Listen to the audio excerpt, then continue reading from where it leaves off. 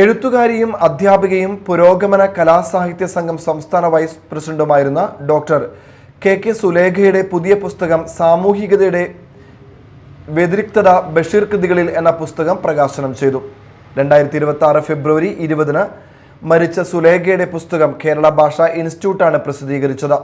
March 10 പുസ്തകം പുറത്തിറങ്ങിയത്.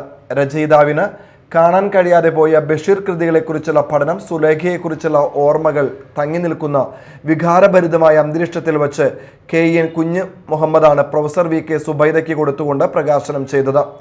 മരണസമയത്ത് പ്രിൻസിപ്പലായി സുലേഖ ജോലി ചെയ്തുകൊണ്ടിരുന്ന minority coaching centre for youth സിയിലെ സ്റ്റാഫും വിദ്യാർത്ഥികളും ചേർന്ന് പ്രസിദ്ധീകരിച്ച സുലേഖ സ്മൃതി എന്ന പുസ്തകത്തിന്റെ പ്രകാശനം സിപ്പി പള്ളിപ്പുറം നിർവഹിച്ചു.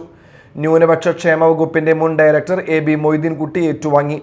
കൊടുങ്ങല്ലൂർ MIT ഹാളിൽ നടന്ന ചടങ്ങിൽ AP കുഞ്ഞാമു അധ്യക്ഷത വഹിച്ചു. അശോകൻ ചെരുവിൽ ഉദ്ഘാടനം ചെയ്തു. ജമീൽ അഹമ്മദ് പുസ്തക പരിചയം നടത്തി. Doctor G Ushakumari, advocate TK Kunjumon, PK മഹാൻ എന്നിവർ സംസാരിച്ചു. ഈ വർഷത്തെ ബഷീർ പുരസ്കാരം നേടിയ ജമാൽ കൊച്ചങ്ങാടിയെ യോഗം ആദരിച്ചു.